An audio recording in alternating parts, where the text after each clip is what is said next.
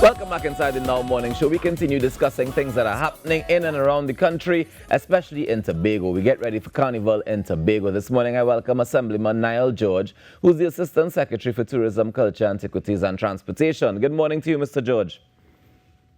Good morning to you, Office. Good morning, Trinidad and Tobago. How are we doing this morning? We're good, upbeat. Looking tell me forward to about... another successful Carnival season. Definitely. Tell me how preparation has been coming along for Carnival 2025 in Tobago. It's been going along very smoothly. Everything is being put in place. We're behind in terms of the Carnival feel compared to our style, because that's a totally different feeling. I was at Fan myself, and wow, it's just as they say, it's a movie. But we have been moving along nicely.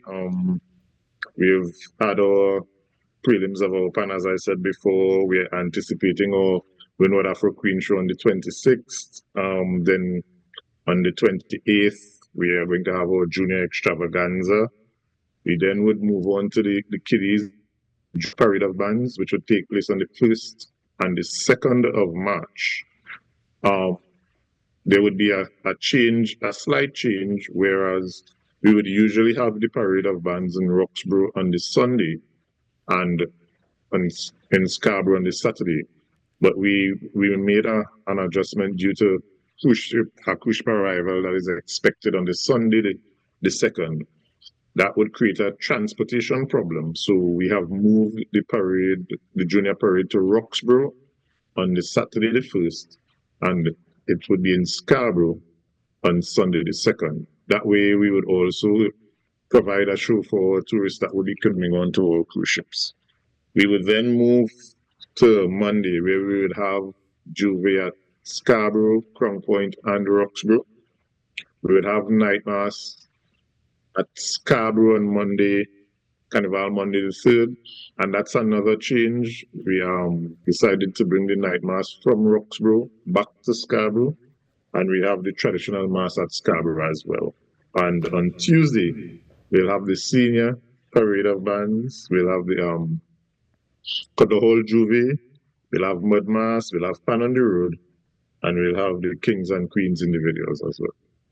All right. First of all, let me jump back to the night mass. How come we decided to move it back to Scarborough?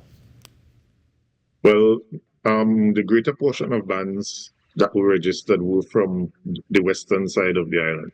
Okay. So it made much more logistical sense to bring it back to Scarborough. There's a very small participation from the east in the night mass. So it didn't make much sense for us to take all those persons from the west to carry them to the east to partake in mass, when we could just keep them in Scarborough.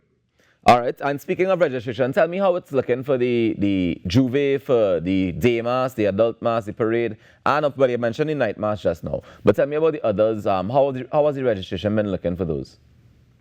The registration has been favorable. It started off slowly, but as the Carnival is getting closer, there have been much more registration. So we're looking forward to a successful season. And it's important for us to note that it did not start off with Juve being in Roxborough, but through consultation with our stakeholders, we saw it fit to have one in Roxborough as well.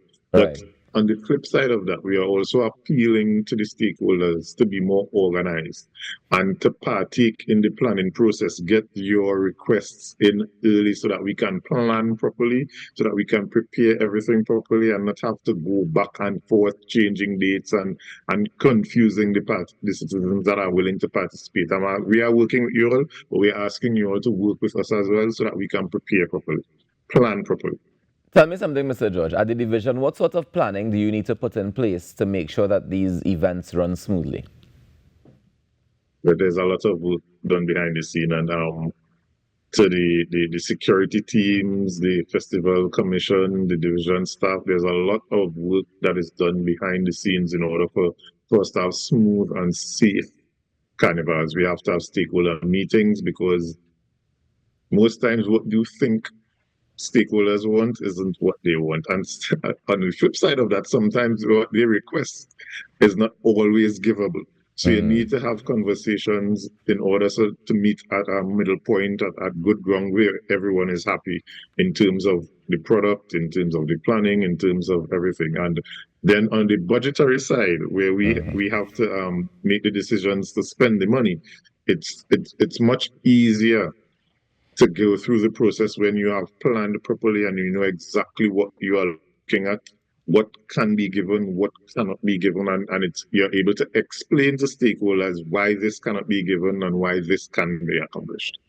And that's always one of the biggest challenges when you come to budgeting and allocating that money. Is there a cutoff for when bands can register to be a part of the celebrations? Officially? Yes, there is, as in everything, there's always a cutoff point, but we try to allow everyone the most time to get registered for this. So there's always a cutoff time. I can't remember the cutoff time at the top of my head right now, but there's always a cutoff time for registration. All right. And is there anything special that you're putting in place for this coming weekend? Because I know we're getting ready for the medium category finals happening in Tobago. Anything in particular that you're doing to make sure that everything runs smoothly for that? Well, there's some preparation that's going on at the parade grounds that would allow the bands to flow smoothly through the venue. Before there was a bit of a congestion before, and we realized that had created a problem. Yeah. So we have been moving to eliminate that problem. So what we're doing is we're actually paving a road that would move from the parade ground through to the Bacolet Stadium, White Oak Stadium car park. So you would just be coming in, participating, and then moving all the way around. So the stop that bands would have experienced previously, we would be eliminating that. All roads head to parade grounds on Sunday. We have 2 Tobago bands in the finals. One qualified first and defending twice. We wish all the bands the best, but you know we're from Tobago and we're rooting for Tobago bands, wishing them all the best, and we are looking forward to first and second. We also have a Tobago arranger for panelders, which is Mr. O.J. Richards, and I mean, much love in general, but the Tobago bands and Tobago arrangers are special. If there's one thing I love about Carnival, is definitely the competitive spirit that it brings out in everybody. So as much as we spread in love, we definitely have biases. And I understand. I completely get it. Mr. George, thank you so much for joining us this morning and for sharing the information. And of course, all the best as you continue to prepare for Carnival 2025. I hope that all the bands register quick. And if they ain't registered yet, they better hurry up because time is running out. We're almost at that stage where there's no turning back. So thank you so much for joining us this morning and all the best. Thank you for having me, and everyone have fun for the Carnival. Have safe fun, and let's do it good. All right. Take care.